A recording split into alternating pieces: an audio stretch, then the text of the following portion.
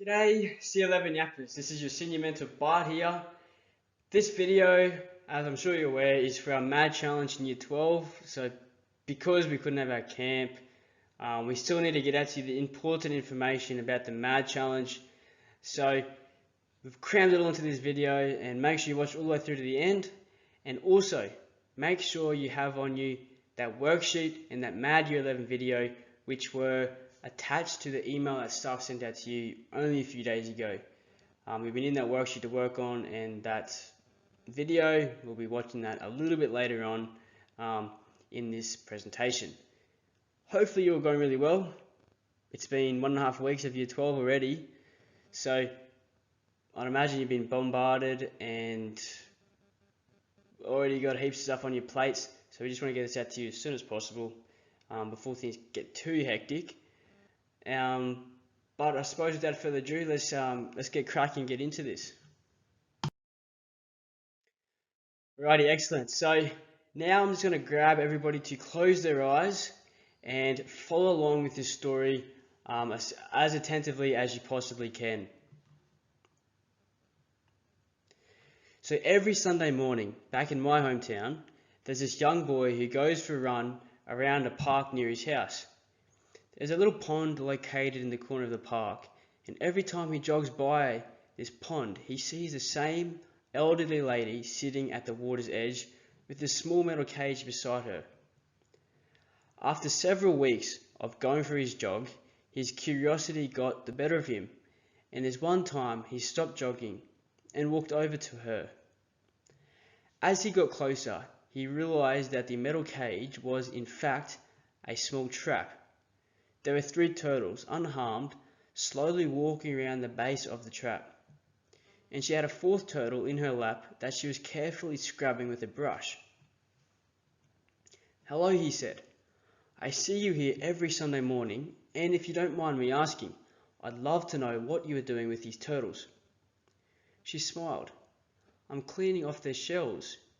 Anything on a turtle's shell, like algae, reduces a turtle's ability to absorb heat and also impedes its ability to swim. It can also corrode and weaken the shell." The boy was surprised. He said, "Wow, that's really nice of you." She went on, "I spend a couple of hours each Sunday morning relaxing by this pond and helping these little guys out. It's my own little way of making a difference." "But don't most freshwater turtles live their whole lives with algae hanging from their shells?" the little boy asked. "Yes, they sadly do," she said. So he scratched his head and he said, "Well then, don't you think your time could be better spent? I mean, I think your efforts are kind and all, but there are turtles living in lakes all around the world, and 99% of these turtles don't have kind people like you to help them clean algae off their shells. So no offense or anything, but how exactly are your local efforts here truly making a difference?" The woman smiled and she laughed to herself. She then looked down at the turtle in her lap, scrubbed off that last piece of algae from its shell and said, "If this little guy could talk, I bet he'd tell you I just made all the difference in the world for him." So the moral of this story is that you can change the world. Maybe not all at once, but definitely one person, one animal, and one good deed at a time. So wake up every morning and pretend like what you do makes a difference, because it does.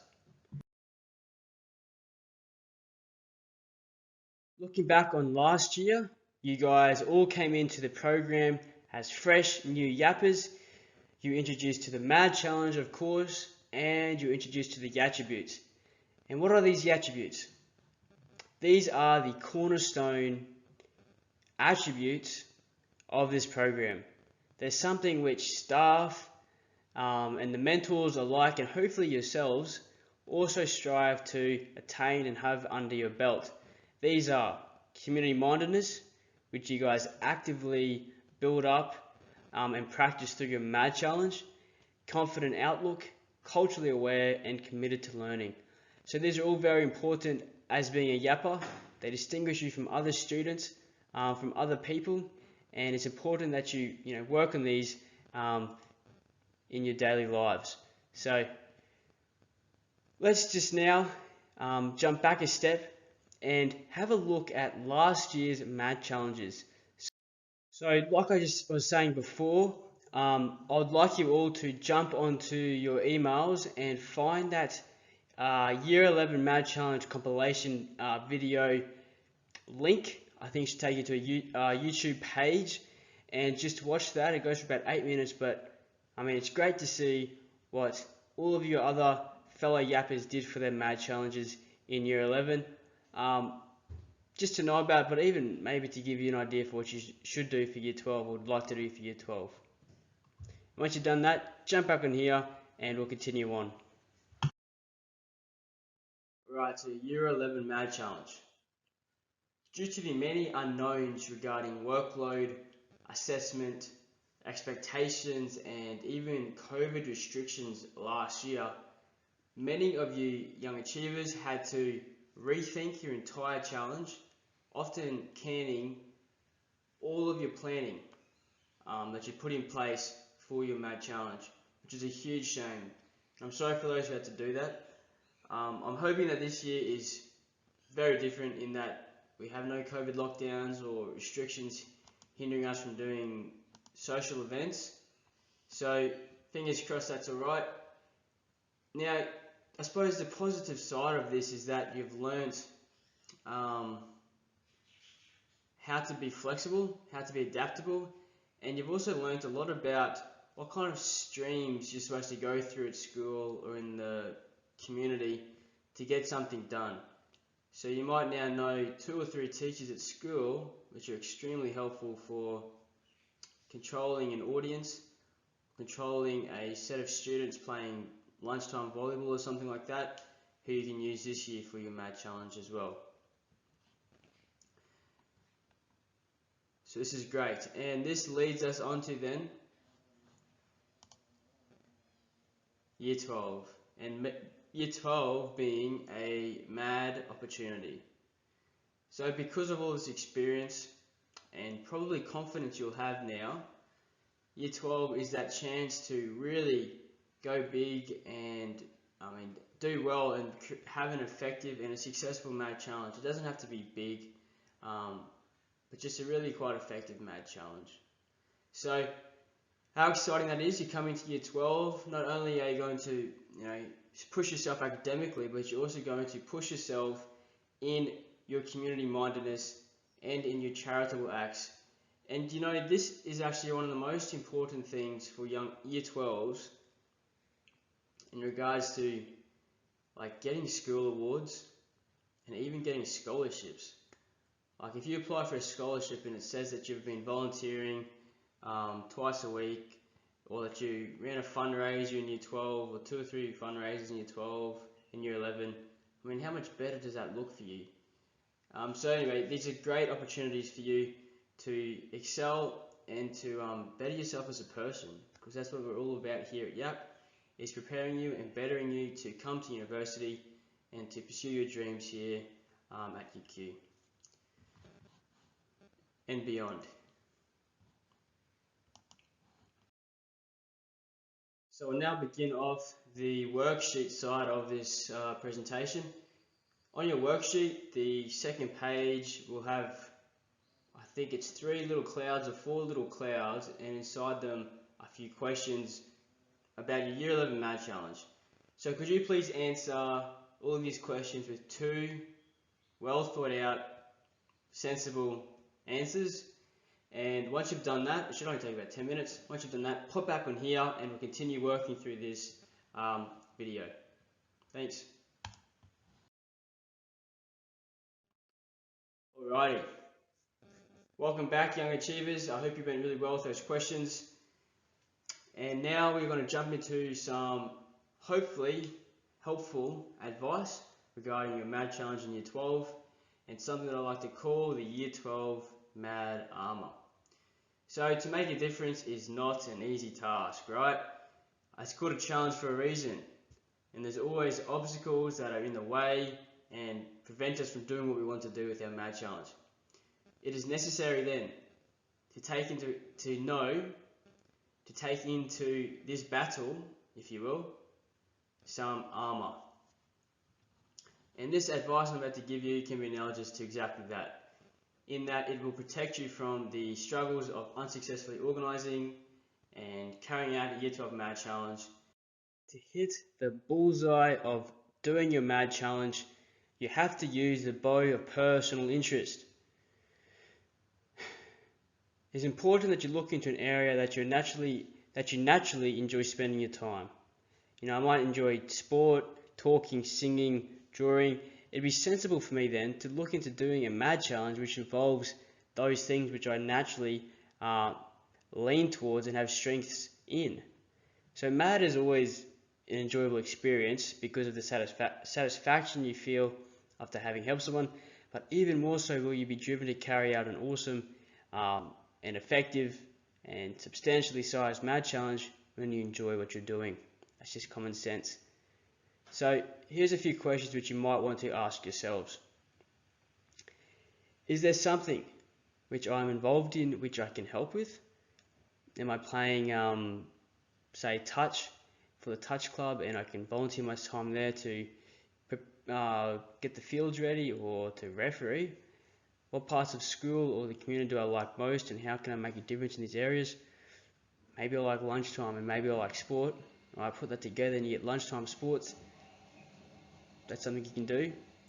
And the third point there I already touched on. So this is important. This is the bow of personal interest. Keep this in mind with your Mad Challenge. Secondly, we have something to protect us from deflating and becoming upset with our Mad Challenge. The shield of simplicity. Keep our Mad Challenges simple. We do not want to make them too complex and overbearing for us, because we're in Year 12, right? We've got a lot of work already. We probably have a job and we have our studies to contend with. The last thing we want to do is overcommit to a Mad Challenge. So what I suggest to do is start small, right? The man who moves a mountain begins by carrying away small stones. If you want to do a breakfast club that's huge and does like your school and the primary school, the first thing I'd start with is testing out the waters before you jump in there. Like, is there actually demand for a breakfast club? Will people use this? Will it be the success you're thinking it's going to be? So start small, maybe do little things and you work your way up to it. So always start small with your Mad Challenges and get the feel for what you're doing, and then I suppose take on a bit more after that. In saying that, a lot of you last year did your Mad Challenge, and this year probably are thinking to continue on from what you saw last year, what you did last year. So you'll probably already know what it's like doing a Mad Challenge in whatever area you were in last year. So you can commit a little bit more, and you know your boundaries. So that's very helpful as well. We do not want to fall into this trap, like I was saying at the beginning of this presentation, about doing nothing because we fear doing too little. So simple advice, keep it simple. Try and keep your Mad Challenge simple, and don't over commit. Don't bite off more than you can chew. Work out what your commitments are already, and work out how much spare time you have for a Mad Challenge, and do as much as you can, I guess. And that's my advice for that. Breastplate of teamwork. So when it comes to your Year 12 Mad Challenge this year, here's some exciting news. You can work with other yappers. How great is that? So last year you couldn't do this, of course. It was all singular, a solo mission. We were all lone wolves on our journey of Mad Challenge at school, more or less. But this year it's different. You can have as many yappers involved with you as you wish, which is very, very helpful. In a moment we'll be catching up with Mentor Matt from Black Group. He did his Mad Challenge with 2 other yappers at his school, and I'm sure he'll share how much easier it is if you have some other people to share the workload with. Many hands make light work. And the other piece of advice here is to seek help from your parents or siblings. They're usually very insightful. Siblings especially, older or younger, they just seem to see things from a different angle, and it can make all the difference for your math challenge. Not only for choosing one, but also for tweaking it to cover different bases. And also teachers and friends. Like I said before, teachers can absolutely make or break your math challenge. For me in year 11, I needed teachers to help me control crowds for dodgeball. Otherwise, it would have just been absolute mayhem. So find out who a good teacher is to have next to you whilst you're doing your math challenge. They could be to control crowds, but they could also be to, address everybody and say something, or even to share information, advertise your information in the staff rooms. But they also know how to do things at school, like get things done. So teachers are extremely important. I couldn't have done mine in year 11 or 12 without having a teacher there, at least one to help me out. And friends also have just a good perspective on things, and they're just a few more sets of hands to help you set things up or to pack things down for your math challenge. So make sure you have the breastplate of teamwork on you this year going into your math challenge.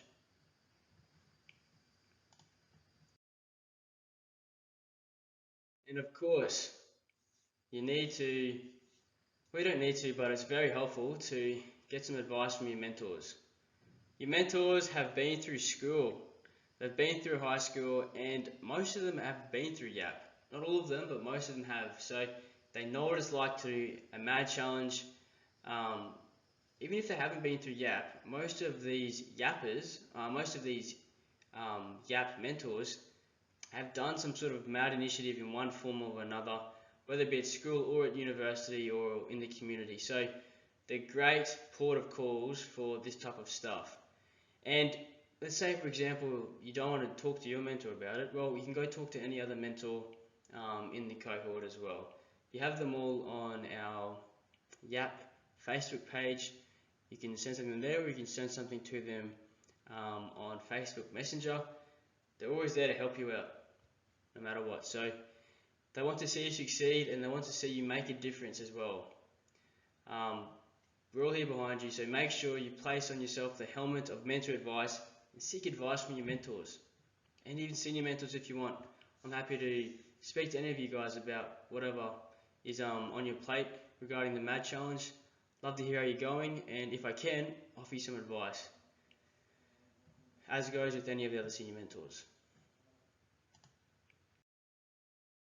Nothing is more effective at cutting through difficulties and stressful situations than being timely, right?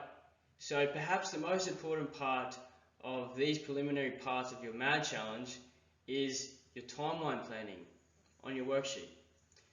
If the first step for how you're going to begin your math challenge is strong and sturdy, concrete, and it's achievable, right? You can do it, then you are well on your way to having a good math challenge.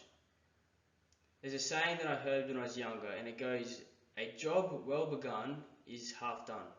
So make sure that you begin your math challenge by getting your planning stage well done and really well thought out. Second thing is, when you encounter a problem with your math challenge, don't be deflated about it and don't sit back and not do anything. Let staff know we understand things come up like that, and just jump straight back on board, be timely about all of this, and get your math challenge back on the tracks again. Contact your mentor and say, hey, this is what happened, I need a hand thinking of something else, and absolutely going to help you. So it's all up to you to be timely and to get your math challenge rolling again, so that you can still have an impactful year as a year 12 student in the community. And this last point is definitely going to help you in regards to your math challenge. I cannot see anyone being worse off for doing this. So set aside time once a week or a fortnight, maybe a month, depends on what you do, I guess, for planning your math challenge or actioning your math challenge. So if you're sitting down once a week with your mum and your dad and maybe your teacher to talk about how you're going to do your math challenge and progressively working it out until it's ready to go, it might take 3 or 4 weeks for that. I mean, how else are you going to do it, right? Things change and you can't actually plan everything at one point in time. So if you do your math challenge planning progressively or successively over a few weeks, once a week or twice a week, and then once that's done, you carry out your math challenge, or we suggest for you to carry out your math challenge as frequently as possible, rather than doing just a big one-off event. Although this is good, it's also good to hold a series of events because these are a lot harder to do. For example, in the news just the other day, a young girl received national attention after she had been cleaning gravestones at a cemetery for over 8 years, and she's just been doing it progressively.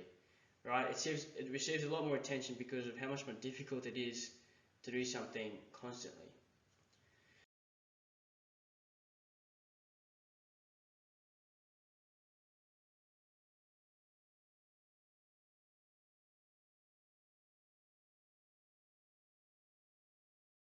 Right, that summarizes all of our piece of advice, our mad armor for year 12. So we had first of all, bio personal interest, doing something that you're already interested in, already involved in.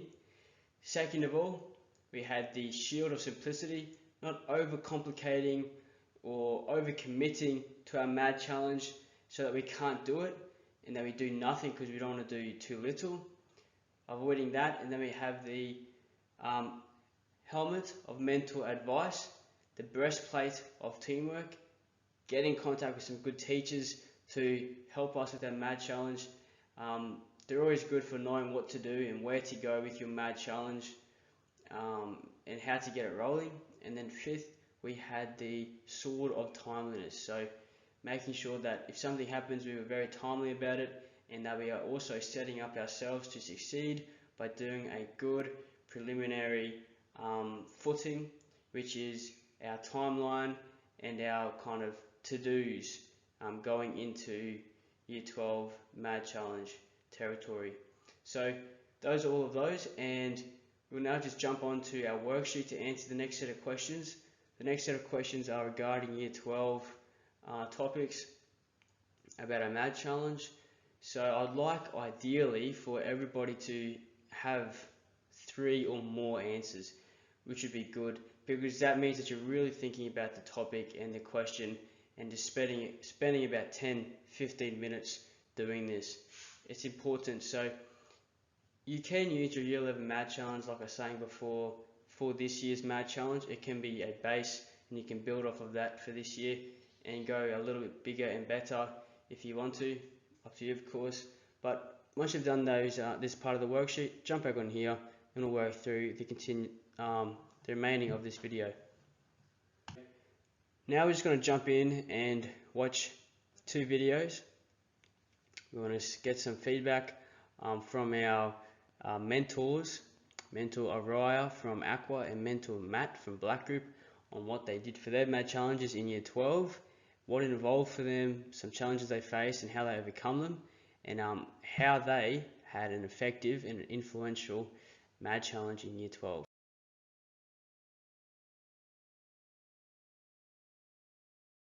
Hi guys, it's Araya here from the Aqua Group. I hope you have all had a very relaxing and recharging holidays. I know that it's been a little bit of a crazy time lately with camp being postponed. I am still personally grieving the loss of Year 12 camp, but that's okay. We will all be together again soon. I just wanted to jump on here and have a quick chat about my Mad Challenge in Year 12. So every 2 years our school has a school musical, and probably reflecting a lot of the schools that you guys come from, Toogoolawah has like 300 students from Year 7 to Year 12. So very tiny school, The arts is very underappreciated. There's not a lot of attention that's brought towards the arts. We really noticed a lack, and we wanted to fill the gap and bring some attention to the arts. So with the school musical coming up, perfect opportunity to do that, and we decided that we would hold workshops for acting, dancing, singing. If you saw me at Year 11 camp, I'm not the best dancer, so I tried, really did. But we held workshops every afternoon, essentially, on the weekends when we had rehearsals. Lunch breaks we would spend in the art room, getting volunteers to help build the sets for our school musical. So this was essentially an 8-month ordeal of just a lot of fun, workshops after workshops, building sets. It was a very eye-opening experience. What I learned from our MAD challenge was that the arts is very powerful and it can unite people in an unexplainable way. Had it not been for the MAD challenge, I don't think there would have been as much attention brought to the musical or as much work put into doing things outside of school. Another large takeaway from the MAD challenge is more in a financial sense. We did raise a lot of money from this musical. It was a huge success, thanks to all the hard work and dedication of all of the cast members that we put in the afternoons, weekends, lunch breaks. Incredible. We raised a lot of money and we were able to fund enough for the next musical 2 years later. So that was incredible, because not only did we make a difference with this musical for this particular year, but we've also essentially made a difference for the next musical. My tips would, 1, pick an area that you are interested in, or otherwise, I think recognizing an area within your school or the wider community that is lacking. That's a very good way to go about your MAD challenge. My second tip would be build off of something that's already existing.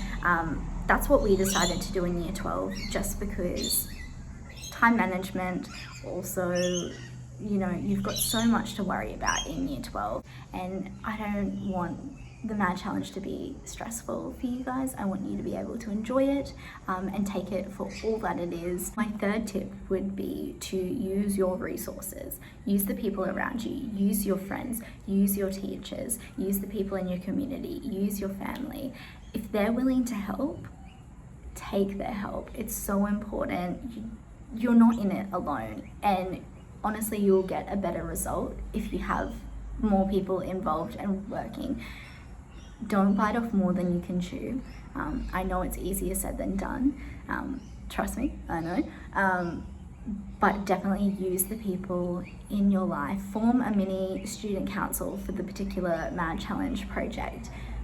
Use your resources. It's really, just use your resources. My fourth tip would be to start early. I know that August probably seems like a lifetime away. I know that I'm not even thinking about August. I don't want to think about August, but start early, because it will creep up out of nowhere. Like any piece of assessment does, it will creep up and you'll be left with limited time to organize your MAD challenge. Okay guys, that's all I have for you today. If you have any questions about my MAD challenge in particular, or if you have any questions about MAD challenge more broadly, feel free to send me a message or message any of the other mentors. They're all very knowledgeable regarding the MAD challenge, so don't be afraid to ask for help and use your resources.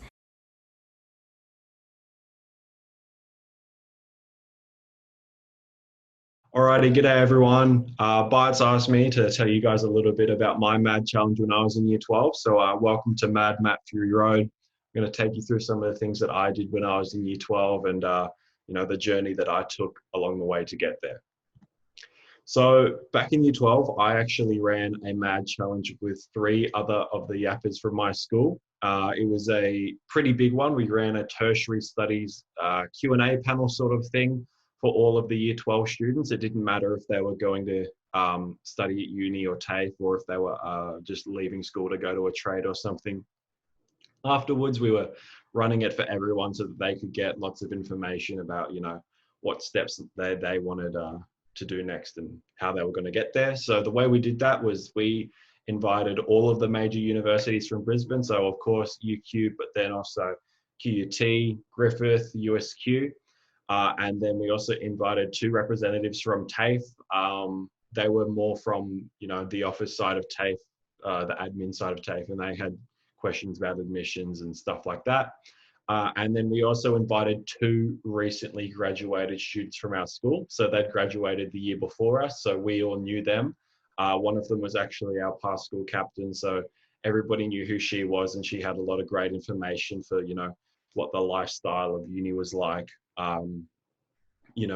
heading out into the real world. And we ran it like a Q&A session. So we had, a few questions to kind of, soften the crowd up a little bit. So the 4 of us yappers all asked the question first, and then everybody on the panel answered that. And then we threw it off to the crowd. And it was a little bit slow at first, but eventually we got everyone answering questions, and we had a whole hour slot to fill. We were a bit worried about not being able to fill the whole hour, but we did get there in the end, and we actually had a surplus of questions. We had way too many, so we had to email some of those off to whoever we needed to, and get some answers on that. So that was really, really great.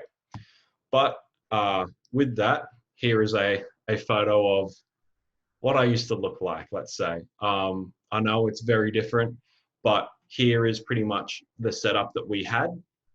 So we had obviously the tables and benches up the front, and everybody brought their advertising to stick up behind them. You can see little Griffith man up the back here doing the peace signs. He was a character, to say the least. But everybody else here, sat, answer questions. You can see a microphone on the table and stuff like that. So it was good in the middle. It was casual because the questions were free flowing and everyone was asking them, but then also at the same time it was a little bit more formal, so you knew that the information that you were getting was quite official and probably the right answer. But with all of that and the great success that it was, there were some difficulties that we did face along the way, and how we overcame them here too. So the first big one that we had, because we wanted to run something that was quite a large event, the school faculty in the beginning didn't exactly treat us as if we could pull it off. They were kind of toey about it all and really trying to encourage us to try, I think, a bit smaller. But we thought that, there was lots of opportunity here for something that we didn't have at school. We didn't really have a solid question and answering time throughout our senior year. So we thought it'd be a really good opportunity to do that. And the solution that we kind of came up with to get over this was we let them know that we were a united team. There were the 4 of us. 4 minds is obviously going to be a lot easier in organizing this than, let's say, 1 or 2. And then we also used our previous year's MAD challenges as proof that, we did have the commitment to go out and be able to do this, especially seeing as though they're compulsory, right? The second was that we were a bit unsure about having the right connections to the tertiary institutes other than UQ. So we knew that we could get UQ pretty easily. We could talk to the team here at YAP and they would be able to help us out and whatnot. But we weren't sure how to contact QUT and Griffith and USQ and even TAFE and things like that. So the solution we came up with is we went and spoke to the school careers person. They did have those contacts and they were really, really helpful in emailing them and letting them know what was going on and, the things that they had to do to get there. Another big one that we had, which we kind of had a bit of a struggle with throughout, was encouraging the principals or the heads of department to let us use a class. Because we didn't want to run this in a lunchtime, because I'm sure, as you guys know, if there was something that was running through lunchtime, the attendance would be, not very high. Everybody loves the lunchtime. Everybody froths going to the tuck shop. So we weren't sure that there would be as many people attending as there would be, during a class. And the solution that we came up with that was by identifying and really explaining to the heads of department and principals that we didn't have an opportunity like this. We did have a careers expo sort of thing in year 10, but that was quite a while ago. So we wanted to have this fresh in our minds right before QTAC preferences opened and whatnot, so that we had these answers before it was too late. And then the other solution to that was that we used our homeroom. You guys probably have a pastoral care class or something like that. And it was for us an hour on a Tuesday morning. And we used that time to bring everybody in. So we weren't taking away, an English lesson or a math lesson or a physics lesson. It was all good. It wasn't, a really essential lesson. And one other thing we did was we held it towards the beginning of term 3. So it didn't impact greatly on like an exam block or something like that. And then the fourth one is probably the one that we were worried about the most: relying on our peers to ask meaningful questions and, keeping the Q&A session flowing. Now, this one was absolutely terrifying. We ran through situations in our head the entire time where perhaps, one question was asked for the hour or two, but not having that full hour used up was something that we were really, really worried about. So a solution that we had to that was having plenty of backup questions that we could ask if we needed to. And it would have been, I admit, a little bit awkward, but it would have still got the job done, and we still would have gotten some really good information to our peers. So before I leave you guys, I want to give you some advice for your Year 12 MAD Challenge. Now, the big one for you guys is that if there are yappers from your school, I want you to lean on them as much as you can. I think having the 3 other people that I could rely on at my school was massive for us, and having that support was really, really important in making sure that our event ran really, really smoothly. So having that support is mega. Don't overstretch yourself, especially if you're 1 or 2 yappers from the same school. The size of an event does not measure the impact that it can have. And just because my example was one of something that was a bit larger doesn't mean that any of the other ideas didn't have that impact that a MAD challenge can have, because sometimes even the smallest things can have a really big impact on your community. So I want you guys to keep that in mind. And this one is big too. It's especially important not to leave it to the last minute. Organizing a MAD challenge during exam time is absolutely ropey. You've got absolutely no hope doing that if you're trying to study for a math exam and organize a MAD challenge at the same time. So with that being said, good luck from baby Matt. I know I don't look like that anymore, and I'm sure glad I don't as well. And then also, obviously, a big good luck from the weird Griffith guy up the back. So thanks, everyone. Good luck with your MAD challenges. I'm sure you guys will smash it. So huge thank you to Mentor Matt and to Mentor Araya for, spending the time to share their insight into the Year 12 MAD Challenge with us all today. Hopefully you guys got something out of that. There's a lot of advice there in those videos for what to do and what not to do for Year 12 MAD Challenge. We're now going to go into the final part of our worksheet, that is filling out our MAD Challenge brainstorming section. Then we're going to go into our plan. Then you've got a timeline to work on. So there's 3 sections there that you want to really work on. So I'm going to give you about 20 to 30 minutes. You might need more, use as much as you want, but that's about the ballpark of how much time you're going to need. And like I've been saying for the last whole video, this is the most important part of your MAD challenge, more or less, besides doing it. Setting up yourself to take to do well, to know where you're going to start, how you're going to start, and what you're going to do when you begin. So there's a few topics there you can use: sport, cultural, environmental, health, education, or club volunteering. You can use those for your MAD challenge. And remember that our poster is due on the 20th of August, so get cracking early, get your MAD challenge done while you can, while there's no restrictions, and then just send that through to us. And of course, there's a great quote here from Martin Luther King Jr. So anyway, I'm going to leave you guys to it. When you're done your brainstorming and the plan and the timeline, jump back in here, and I've got a few final words to share with you guys before you go out into year 12 and start doing your math challenge. Thanks. Welcome back, young achievers. Hopefully your brainstorming went really well and you got a heap of ideas down, more than you need, because, well, if something goes wrong, you can always refer to another one. But most importantly, I really hope that you did get down an idea that you're confident with. You know, you're excited about doing it, you're keen. It's somewhere in the realm of your personal interest, but it's also something which you believe you can do, right? And you're not overcommitting yourself. That is the most important thing, and you've got a good timeline set down there that's sensible, logical, and you can do it. So you can get the ball rolling as soon as possible for your MAD challenge. And just a final word from me, Year 12s, good luck. Good luck for your MAD challenge. Make sure that you follow your timeline, which you just spent 20-30 minutes working on, maybe even more, and your plan of attack as well. And to keep on you the MAD armor, which I suggested. So we had the helmet of mentor advice, the bow of personal interest, the shield of simplicity, breastplate of teamwork, and the sword of timeliness. With these and your timeline, you will surely achieve well in the MAD challenge this year in year 12, changing the world around you bit by bit. We're all very confident in you all, so I'd just like to wish you all the best from myself.